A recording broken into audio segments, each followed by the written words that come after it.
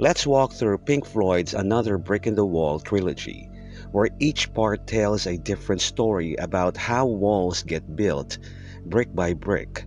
Part 1 starts with a quiet kind of hurt, a kid wondering why his dad left nothing behind but memories. Then Part 2 explodes into that famous classroom rebellion we all know, and by Part 3, that's when the anger burns out and all that's left is cold resignation. Three stages of the same story: abandonment, rebellion, and finally, isolation. Let's break down what makes each section hit so hard.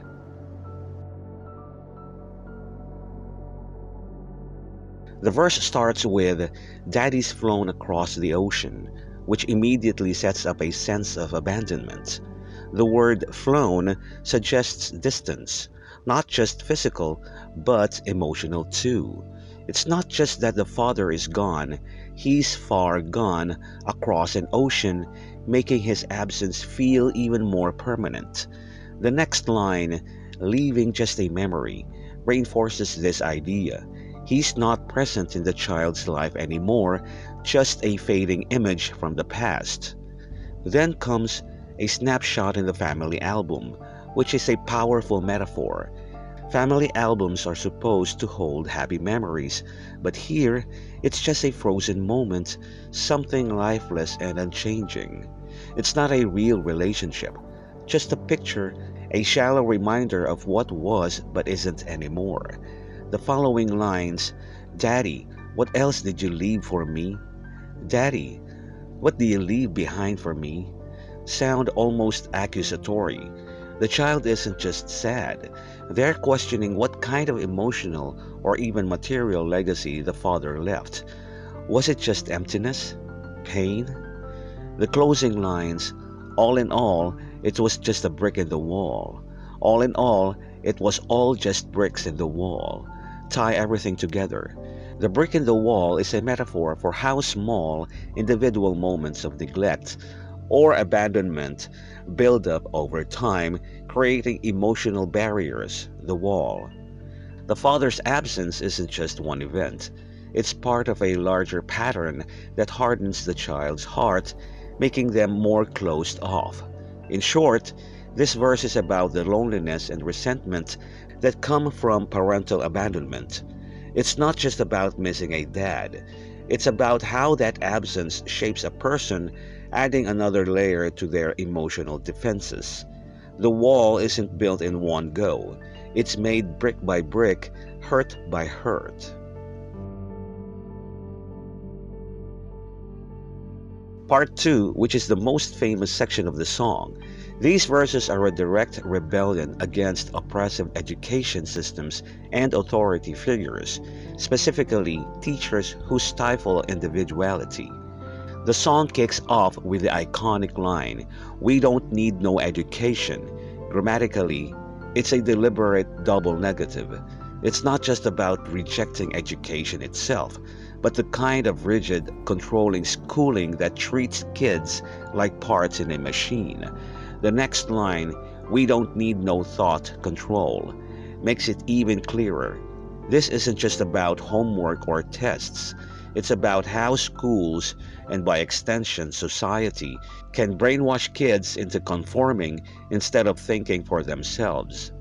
Then comes "no dark sarcasm in the classroom," which points to the way teachers or authority figures use mockery or humiliation to keep students in line. It's not just discipline, it's psychological manipulation.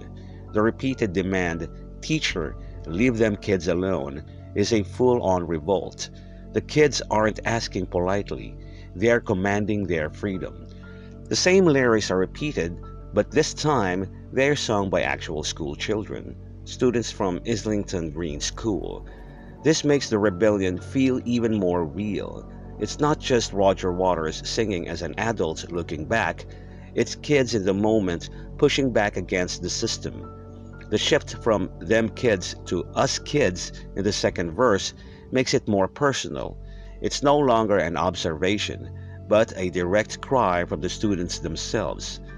The chorus, "all in all, you're just another brick in the wall," flips the metaphor from part 1. Before, the brick was about personal emotional walls built from neglect. Here, it's about how the system, teachers, schools, authority, is just another force trying to shape kids into identical, mindless bricks. The teacher isn't some wise mentor. They're just another cog in the machine enforcing conformity. In short, these verses are a protest song against oppressive education. It's not anti-learning, it's anti-control. The lyrics scream that kids shouldn't be molded into obedient clones. They should be allowed to think, question, and be themselves. The wall isn't just personal anymore. It's societal, built by every authority figure who cares more about order than individuality.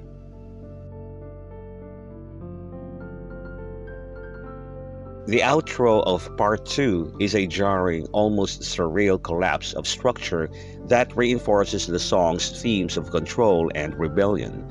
Unlike the earlier verses, which are direct in their defiance, this section feels like a fever dream, a mix of schoolyard taunts, authoritarian commands, and fragmented childhood memories. It starts with a frustrated voice barking, "Wrong, do it again," a phrase that could be coming from a teacher, a parent, or any figure of authority obsessed with rigid perfection. The repetition of this line makes it feel oppressive, like a never ending cycle of correction and punishment. Then comes the infamous line, "If you don't eat your meat, you can't have any pudding." On the surface, it sounds like a childish rule, a parent or teacher withholding dessert unless the child finishes their meal. But dig deeper, and it becomes a metaphor for blind obedience.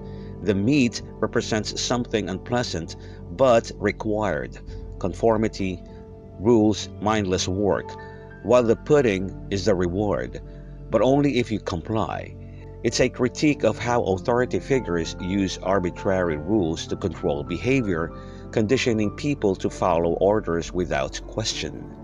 The next line, "How can you have any pudding if you don't eat your meat?" twists the logic into something absurd, exposing how authority often justifies its demands with circular reasoning. There's no real explanation, just power enforcing itself. Then, the sudden shout, "You, yes you behind the bike sheds, stand still, laddie," feels like a teacher singling out a rebellious student. The bike sheds were, and still are, a classic place for kids to skip class or misbehave, so this line reinforces the idea of constant surveillance and punishment for stepping out of line. The outro ends with chaotic overlapping voices, some repeating the meat and pudding lines, others shouting commands, while children's laughter and a distant phone beep fade into the background. This cacophony mirrors the confusion and frustration of growing up under rigid control. It's not just one voice of authority, it's a whole system bearing down on the individual, drowning out their freedom. In essence, this outro isn't just a conclusion, it's a breakdown. It takes the song's rebellion and cranks it up to a nightmarish extreme, showing how authority isn't just oppressive, but often illogical, petty, and dehumanizing. The wall isn't just being built brick by brick, it's being enforced with threats, manipulation, and meaningless rules. By the end, you're left feeling the suffocating weight of control, making the song's message even more powerful.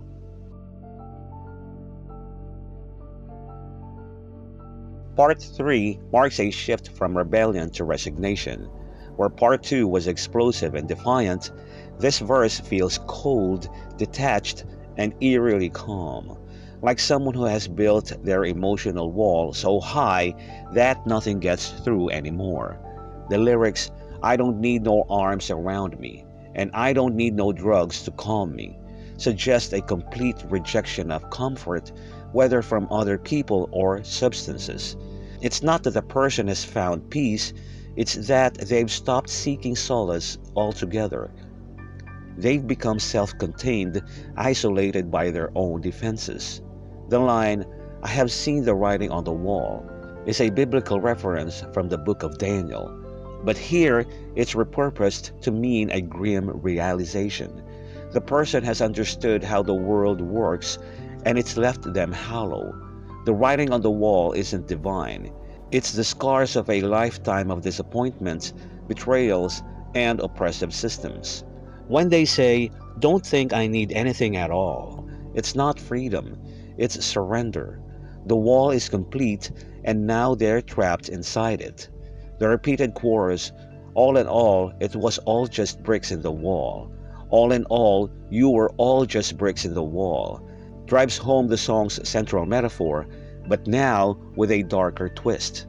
Earlier, the bricks were external forces, absent parents, controlling teachers. Here, the person takes ownership of their isolation. The people who hurt them, the systems that failed them, they weren't just building the wall around him. They became the wall. And now, there's no distinction between the person and their own emotional prison. The verse ends with a quiet, chilling repetition. "No, don't think I'll need anything at all." It's the sound of someone who has given up on connection entirely. Unlike the angry shouts of part 2, this is a whisper, final and absolute. The rebellion is over. The wall has won. In short, part 3 is the aftermath of a life spent fighting against neglect and control. The person isn't raging anymore. They're numb. The bricks aren't just part of the wall. They are the wall, and the wall is all that's left. It's a haunting conclusion to Pink Floyd's epic about how systems and people can break a person down until there's nothing left but isolation.